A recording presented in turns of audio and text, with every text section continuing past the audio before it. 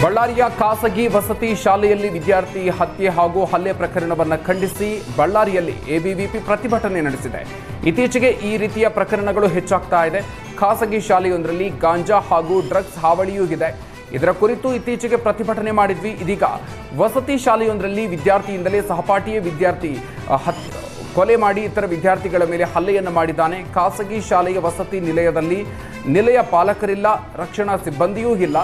ವಿದ್ಯಾರ್ಥಿಗಳಿಗೆ ರಕ್ಷಣೆ ನೀಡದೆ ವಸತಿ ನಿಲಯ ನಡೆಸುವುದು ಕಾನೂನು ಬಾಹಿರ. ವಿದ್ಯಾರ್ಥಿ ಸಾವಿಗೆ ಕಾರಣ ಆಗಿರೋರು ಹಾಗೂ ಶಾಲಾ ಆಡಳಿತ ಮಂಡಳಿ ಮೇಲೆ ಕಠಿಣ ಕ್ರಮ ಕೈಗೊಳ್ಳಬೇಕು ಅಂತ ಆಗ್ರಹಿಸಿ ಪ್ರತಿಭಟನಾ ರ್ಯಾಲಿ ಮೂಲಕ ಜಿಲ್ಲಾಧಿಕಾರಿ ಕಚೇರಿಗೆ ಆಗಮಿಸಿ ಪ್ರತಿಭಟನಾಕಾರರು ಮನವಿಯನ್ನು ಸಲ್ಲಿಸಿದ್ದಾರೆ. ಒಳ ಮೀಸಲಾತಿ ಜಾರಿಗೆ ಆಗ್ರಹಿಸಿ ಒಳ ಮೀಸಲಾತಿ ಹೋರಾಟ ಸಮಿತಿ ಹಾಗೂ ದಲಿತ ಸಂಘಟನೆಗಳ ಒಕ್ಕೂಟದಿಂದ ಹೊಳಲ್ಕೆರೆ ಬಂದ್ಗೆ ಕರೆ ನೀಡಲಾಗಿತ್ತು. ಪ್ರತಿಭಟನೆಯಲ್ಲಿ ನೂರಾರು ಕಾರ್ಯಕರ್ತರು ಭಾಗಿಯಾಗಿದ್ದರು. ಬಂದ್ ಕರೆ ಹಿನ್ನೆಲೆ ಬಹುತೇಕ ಅಂಗಡಿ ಮುಂಗಟ್ಟುಗಳು ಬಂದ್ ಆಗಿತ್ತು. ಹೊಳಲ್ಕೆರೆ ಪಟ್ಟಣದಲ್ಲಿ ಪೊಲೀಸ್ ಬಂದೋಬಸ್ತ್ ಮಾಡಲಾಗಿತ್ತು.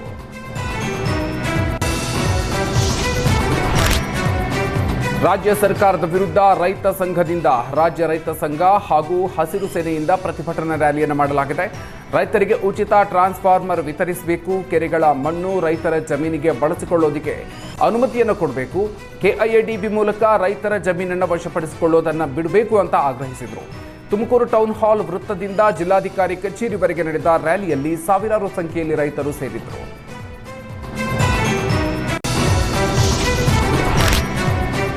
ನಂಜನಗೂಡಿನ ಶ್ರೀಕಂಠೇಶ್ವರ ಸ್ವಾಮಿ ದೇವಸ್ಥಾನದ ಸಮೀಪವಿರುವ ಹೆಜ್ಜಿಗೆ ಗ್ರಾಮದ ಬಳಿಯ ಕಪಿಲಾ ನದಿ ತೀರದಲ್ಲಿ 8ಕ್ಕೂ ಹೆಚ್ಚು ಮರಗಳ ಮಾರಣ ಹೋಮ ನಡೆಸಲಾಗಿದೆ. ದಶಕಗಳಿಂದ ಇದ್ದ ಬೃಹತ್ ಮರಗಳನ್ನು ಕಡಿದು ಹಾಕಲಾಗಿದೆ. ಕಳೆದ ಒಂದು ವಾರದಿಂದ ನಿರಂತರವಾಗಿ ನೇರಳೆ, ಮತ್ತಿ ಸೇರಿದಂತೆ 46ಕ್ಕೂ ಹೆಚ್ಚು ಬೆಲೆ ಬಾಳುವ ಮರಗಳನ್ನು ರಾಜಕೀಯ ಪ್ರಭಾವ ಬಳಸಿ ಅಕ್ರಮವಾಗಿ ಕಡಿದು ಲಕ್ಷಾಂತರ ಹಣ ಲೂಟಿ ಮಾಡ್ತಾ ಇದ್ದಾರೆ. ಮರಗಳನ್ನು ಕಡಿದಿರುವ ಜಾಗ ನೀರಾವರಿ ಇಲಾಖೆಗೆ ಸೇರಿದ್ದಾಗಿದೆ. ಪ್ರಕರಣದಲ್ಲಿ ಆರೋಪಿ ಹಯಾಜ್ ಅಹ್ಮದ್ ಅನ್ನೋತನನ್ನ ಬಂಧಿಸಲಾಗಿದೆ. ಉಳಿದ ಆರೋಪಿಗಳು ಪರಾರಿಯಾಗಿದ್ದಾರೆ. ಇನ್ನು ಸ್ಥಳದಲ್ಲಿದ್ದ ಮರ ಕಡಿಯುವ ಯಂತ್ರಗಳನ್ನು ಅರಣ್ಯ ಇಲಾಖೆ ಜಪ್ತಿ ಮಾಡಿದೆ. ಇನ್ನು ಸ್ಥಳೀಯರು ಇದಕ್ಕೆ ಮಹದೇವಪ್ಪ ಸಂಬಂಧಿಕರ ಕುಮ್ಮಕ್ಕು ಇದೆ ಅಂತ ಆರೋಪಿಸ್ತಾ ಇದ್ದಾರೆ.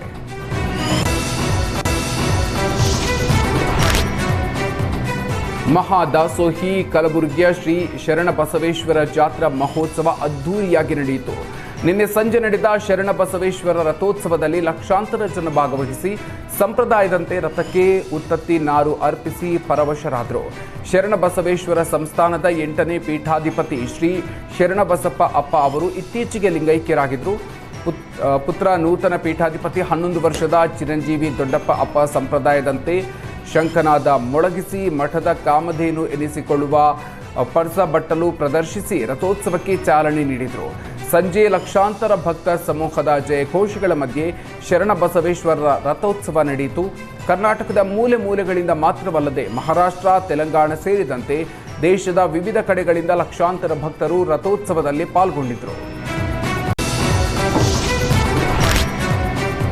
ಅಧಿಕಾರ ದುರುಪಯೋಗದ ಆರೋಪ ಎದುರಿಸ್ತಾ ಇರುವ ಮೈಸೂರು ಅಭಿವೃದ್ಧಿ ಪ್ರಾಧಿಕಾರದ ವಿಶೇಷ ತಹಶೀಲ್ದಾರ್ ರಾಜಶೇಖರ್ ಕೆವಿ ವಿರುದ್ಧ ಶಿಸ್ತು ಕ್ರಮಕ್ಕೆ ಎಂಡಿಎ ಮೀನಾಮೇಷ ಎಣಿಸ್ತಾ ಇದೆ. ಈಗ ಸರ್ಕಾರ ಮತ್ತೆ ಕ್ರಮ ಜರುಗಿಸುವ ವಿಚಾರದಲ್ಲಿ ಕಟ್ಟುನಿಟ್ಟಿನ ಸೂಚನೆಯನ್ನು ಕೊಟ್ಟಿದೆ. 3 ದಿನಗಳಲ್ಲಿ ದೋಷಾರೋಪಣೆ ಪಟ್ಟಿ ಮತ್ತು ದಾಖಲೆ ಸಲ್ಲಿಸಲು ಸೂಚನೆಯನ್ನು ನೀಡಿದ್ರು. ತಹಶೀಲ್ದಾರ್ ಅಕ್ರಮ ಮುಚ್ಚಿಡುವ ಯತ್ನ ನಡೀತಾ ಇದೆ ಅನ್ನೋ ಆರೋಪ ಕೇಳಿಬಂದಿದೆ. ಹೀಗಾಗಿ ಮತ್ತೆ ತುರ್ತು ಪತ್ರ ರವಾನೆ ಮಾಡಿ ವಿಳಂಬ ಬೇಡ ಅಂತ ಖಡಕ್ ಸೂಚನೆ ಕೊಡಲಾಗಿದೆ.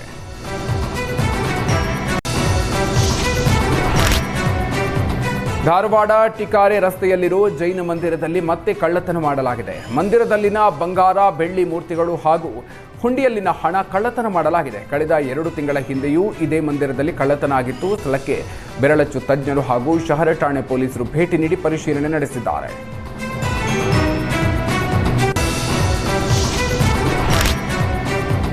ಕುಮಟಾ ತಾಲೂಕಿನ ದುಬ್ಬನಶಶಿಯ ಅರಬ್ಬಿ ಸಮುದ್ರದ ಕಡಲ ತೀರದಲ್ಲಿ ನಿರ್ಮಿಸಿರುವ ಸುಮಾರು 44 ಅನಧಿಕೃತ ರೆಸಾರ್ಟ್ ತೆರವಿಗೆ ತಹಶೀಲ್ದಾರ್ ಶ್ರೀಕೃಷ್ಣ ಆದೇಶವನ್ನು ಮಾಡಿದ್ದಾರೆ. ಜಿಲ್ಲಾಡಳಿತದ ವಿರುದ್ಧ ರೆಸಾರ್ಟ್ ಮಾಲೀಕರು ಪ್ರತಿಭಟನೆಯನ್ನು ನಡೆಸಿದ್ದಾರೆ. 44 ಪೈಕಿ 16 ರೆಸಾರ್ಟ್ ಮಾಲೀಕರು ಸ್ವಯಂ ಪ್ರೇರಿತವಾಗಿ ತೆರವು ಮಾಡ್ತೀವಿ ಅಂತ ಸ್ಟೇ ಪಡೆದಿದ್ದಾರೆ.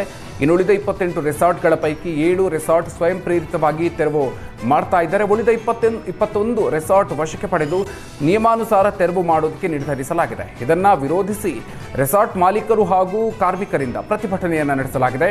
ಪ್ರತಿಭಟನಾ ಸ್ಥಳಕ್ಕೆ ಶಾಸಕ ದಿನಕರ್ ಶೆಟ್ಟಿ ಭೇಟಿ ನೀಡಿ ರೆಸಾರ್ಟ್ ತೆರವು ಮಾಡೋದಕ್ಕೆ ಬಿಡೋದಿಲ್ಲ ಅಂತ ಅಭಯ ನೀಡಿದ್ದಾರೆ.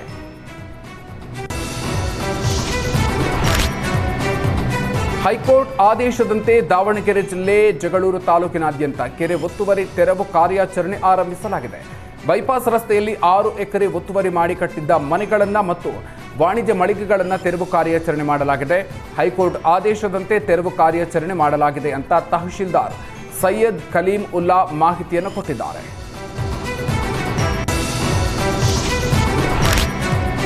ಗದಗ ಜಿಮ್ಸ್ ಆಸ್ಪತ್ರೆಯಲ್ಲಿ ರೋಗಿಗಳನ್ನು ಸಾಗಿಸಬೇಕಿದ್ದ ಆಂಬ್ಯುಲೆನ್ಸ್ನಲ್ಲಿ ಜನರಿಗೆ ಪಿಕಪ್ ಡ್ರಾಪ್ ಮಾಡಲಾಗ್ತಾ ಇದೆ ಅಂತ ಸಾರ್ವಜನಿಕರು ಆಕ್ರೋಶವನ್ನು ವ್ಯಕ್ತಪಡಿಸಿದ್ದಾರೆ. ಜಿಮ್ಸ್ ಆಸ್ಪತ್ರೆಯಿಂದ ಗದಗ ಕಡೆಗೆ ಹೋಗುವ ಜನರಿಗೆ ಆಂಬ್ಯುಲೆನ್ಸ್ ಚಾಲಕರು ಡ್ರಾಪ್ ಕೊಡ್ತಾ ಇದ್ದಾರೆ. ಜನರನ್ನು ತುಂಬಿಕೊಂಡು ಹೋಗುವ ಆಂಬ್ಯುಲೆನ್ಸ್ ಪ್ರಯಾಣದ ವಿಡಿಯೋ ಸಾಮಾಜಿಕ ಜಾಲತಾಣದಲ್ಲಿ ವೈರಲ್ ಆಗಿದೆ. ತುರ್ತು ಸಂದರ್ಭದಲ್ಲಿ ಬಳಕೆಯಾಗಬೇಕಾಗಿದ್ದ ಆಂಬ್ಯುಲೆನ್ಸ್ ಬೇಕಾಬಿಟ್ಟಿಯಾಗಿ ಓಡಾಡ್ತಾ ಇದ್ದು ಆರೋಗ್ಯ ಇಲಾಖೆ ನಿರ್ಲಕ್ಷ್ಯ ವಹಿಸ್ತಾ ಇದೆ ಅಂತ ಜನರು ಆಕ್ರೋಶವನ್ನು ವ್ಯಕ್ತಪಡಿಸಿದ್ದಾರೆ.